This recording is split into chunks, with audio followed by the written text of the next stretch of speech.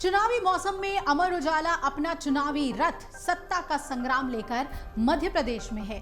इन दिनों हम ग्वालियर चंबल इलाके की जनता के चुनावी मुद्दे और मिजाज जानने की कोशिश कर रहे हैं। ग्वालियर चंबल वो इलाका है जो 2020 में हुए सत्ता परिवर्तन के दौरान सबसे ज्यादा चर्चा में रहा। इस क्षेत्र में कुल 34 विधानसभा सीटें आती हैं। इन सीटों पर इस बार क्या हो रहा है? इलाके की कौन सी सीटों की चर्चा सबसे ज्यादा है? 2020 की बगावत के केंद्र में कौन सी सीटें रहीं जहां विधायक बागी हुए थे? वहां इस बार क्या हो रहा है? ग्वालियर चंबल के मतदाताओं के क्या है मुद्दे? आइए जानते हैं। पहले जानिए कि कैसा रहा ग्वालियर चंबल का मिजाज। सबसे पहले बात ग्वालियर चंबल क्षेत्र के सियासी नक्शे की कर लेते हैं। इस क्षेत्र में कुल 34 विधानसभा सीटें आती हैं। 2018 के विधानसभा चुनाव में यहां इन 34 में से 26 सीटें कांग्रेस के खाते में गई थी। वहीं भाजपा को महज 7 सीटों से यहां संतोष करना पड़ा था, जबकि भिंड सीट पर बसपा के संजीव कुशवाहा ने जीत दर्ज कर ली थी। 2013 के नतीजों की बात करें तो इलाके की 34 में से 20 सीटें भाजपा के खाते में गई थी। वहीं कांग्रेस 12 सीटों पर जीतने में कामयाब रही थी, जबकि 2 सीटों दिमनी और अंबाह सीट पर बसपा ने जीत हासिल की। 2008 के नतीजे भी जान लें, जो कि भाजपा के पक्ष में रहे। इस चुनाव में 34 में से 16 सीटें भाजपा ने जीती और 13 सीटों पर कांग्रेस के उम्मीदवार जीतने में कामयाब रहे। वहीं 5 सीटें अन्य के खाते में गई थी। इनमें से 4 जौरा, मुरैना, ग्वालियर ग्रामीण और सेवढ़ा सीट पर बसपा को जीत मिली। वहां गुना सुरक्षित सीट पर उमा भारती की पार्टी भारतीय जनशक्ति के राजेंद्र सिंह सलूजा जीते थे। अब समझिए कि इस बार किन सीटों की सबसे ज्यादा चर्चा है। ग्वालियर चंबल क्षेत्र की लगभग सभी सीटों पर प्रमुख मुकाबला तय हो चुका है। क्षेत्र की गुना सीट ही ऐसी है जहां भाजपा का उम्मीदवार तय होना बाकी है। प्रमुख मुकाबलों की बात करें तो सबसे ज्यादा चर्चा दिमनी सीट की हो रही है। इस सीट पर केंद्रीय मंत्री नरेंद्र सिंह तोमर भाजपा के उम्मीदवार हैं और उनका मुकाबला कांग्रेस के रविंद्र सिंह तोमर से है। 2018 के विधानसभा चुनाव में यहां कांग्रेस जीती थी। 2020 में हुई बगावत के वक्त दिमनी विधायक गिरिराज दंडोतिया भाजपा में शामिल हो गए थे। इसके बाद हुए चुनाव में दंडोतिया को रविंद्र सिंह तोमर ने हरा दिया। अब रविंद्र तोमर के सामने भाजपा ने नरेंद्र सिंह तोमर को उतार मुकाबला दिलचस्प बना दिया है। अब बात करते हैं लाहार सीट की। तो इस सीट से नेता प्रतिपक्ष डॉक्टर गोविंद सिंह चुनाव मैदान में हैं। गोविंद सिंह के खिलाफ भाजपा ने अमरीश शर्मा को टिकट दिया है। अमरीश शर्मा के सामने चुनौती बहुत बड़ी है, क्योंकि 1993 से लगातार 6 बार इस सीट पर गोविंद सिंह जीत दर्ज कर चुके हैं। अब आपको बताते हैं दतिया सीट का समीकरण। मध्य प्रदेश के गृह मंत्री नरोत्तम मिश्रा दतिया सीट से मैदान में हैं और नरोत्तम मिश्रा दतिया सीट पर जीत की हैट्रिक लगा चुके हैं। कांग्रेस ने नरोत्तम मिश्रा को जीत का चौका लगाने से रोकने के लिए राजेंद्र भारती को मैदान में उतारा है। कांग्रेस ने पहले इस सीट से भाजपा से आए अवधेश नायक को उम्मीदवार बनाया था। स्थानीय कार्यकर्ताओं ने विरोध जताया, जिसकी वजह से राजेंद्र भारती को टिकट दे दिया गया। भारती 2018 में दतिया सीट में चुनाव हार गए थे। अब आपको बताते हैं राघवगढ़ सीट के बारे में। तो दिग्विजय सिंह के बेटे और पूर्व मंत्री जयवर्धन सिंह यहां से मैदान में हैं। भाजपा की ओर से हिरेंद्र सिंह बंटी चुनाव लड़ रहे हैं। जयवर्धन 2013-2018 में इस सीट पर जीत दर्ज कर चुके हैं।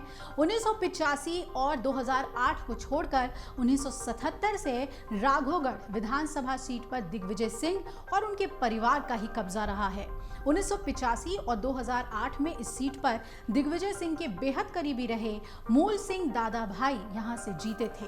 दिग्विजय सिंह परिवार की बात करें तो खुद दिग्विजय सिंह यहां से 5 बार, उनके भाई लक्ष्मण सिंह 2 बार और बेटे जयवर्धन भी 2 बार राघवगढ़ सीट से जीते हैं। राघवगढ़ उन सीटों में शामिल है जहां भाजपा आज तक नहीं जीत सकी है। लक्ष्मण सिंह इस बार चाचौड़ा से मैदान में हैं और 2018 में भी वो इस सीट से जीत दर्ज कर चुके हैं। अब बात करते हैं एक और महत्वपूर्ण सीट शिवपुरी की। सबसे ज्यादा चर्चा इस सीट पर टिकट को लेकर रही।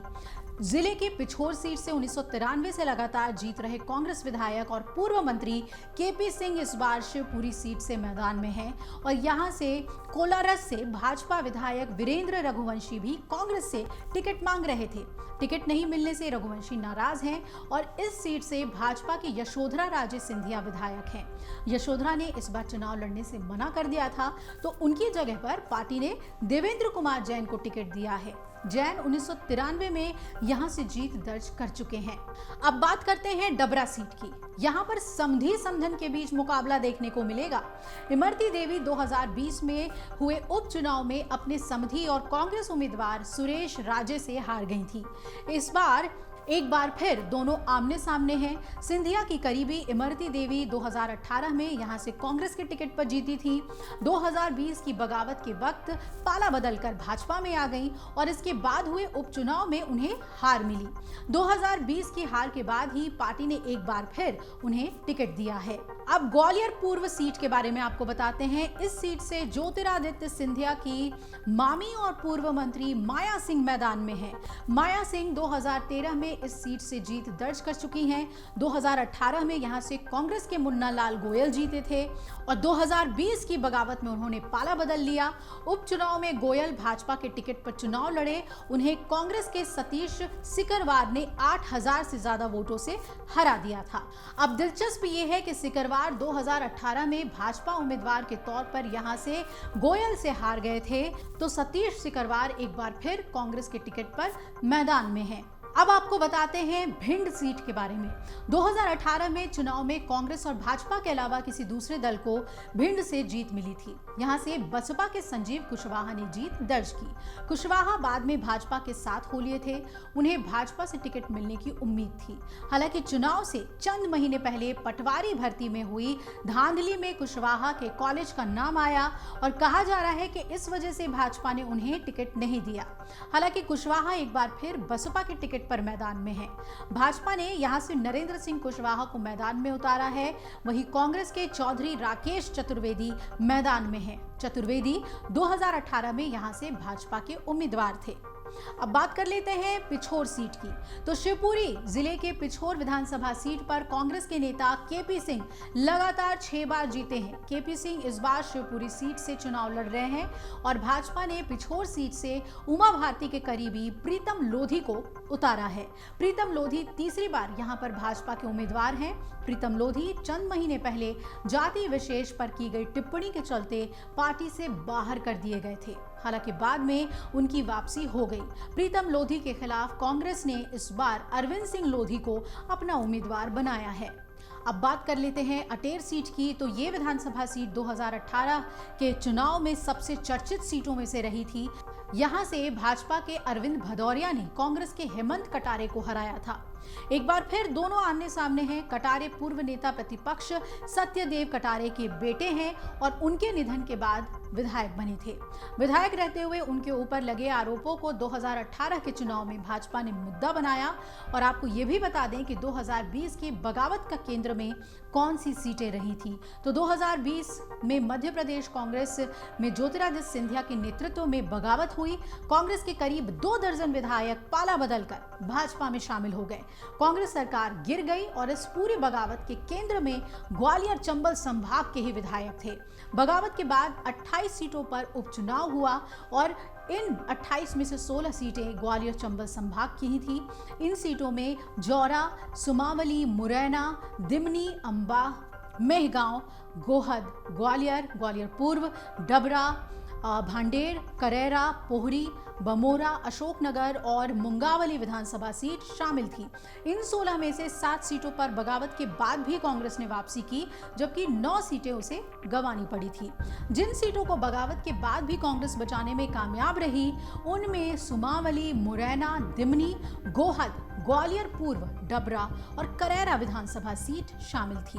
अंत में आपको ये भी बता दें कि ग्वालियर चंबल के मतदाताओं के मुद्दे क्या हैं। तो अमर उजाला के चुनावी रथ सत्ता का संग्राम इस वक्त ग्वालियर चंबल इलाके में है। इस दौरान हमने स्थानीय लोगों, युवाओं, महिलाओं और राजनीतिक दलों से उनके मुद्दे और चुनावी मिजाज को समझने की कोशिश की। तो मुरैना से लेकर भिंड, ग्वालियर और दतिया तक ज्यादातर जगह युवाओं ने शिक्षा के लिए बेहतर सुविधाएं नहीं होने की बात कही है। स्वास्थ्य सेवाओं के लिए क्षेत्र के जिलों की ग्वालियर पर निर्भरता भी एक बड़ा मुद्दा है और ग्वालियर को छोड़कर सभी जिले अपने यहाँ बेहतर स्वास्थ्य सुविधाओं की कमी का मुद्दा उठाते हैं। किसानों के बीच यूरिया की कमी बड़ा मुद्दा है। राजनीतिक दलों से जुड़े कार्यकर्ताओं में 2020 का दल बदल भी एक बड़ा मुद्दा है। अगर आप ये वीडियो YouTube पर देख रहे हैं तो हमारे चैनल को सब्सक्राइब करें और बेल आइकन को दबाना ना भूलें। अगर आप Facebook पर ये वीडियो देख रहे हैं तो हमारे पेज को लाइक करें।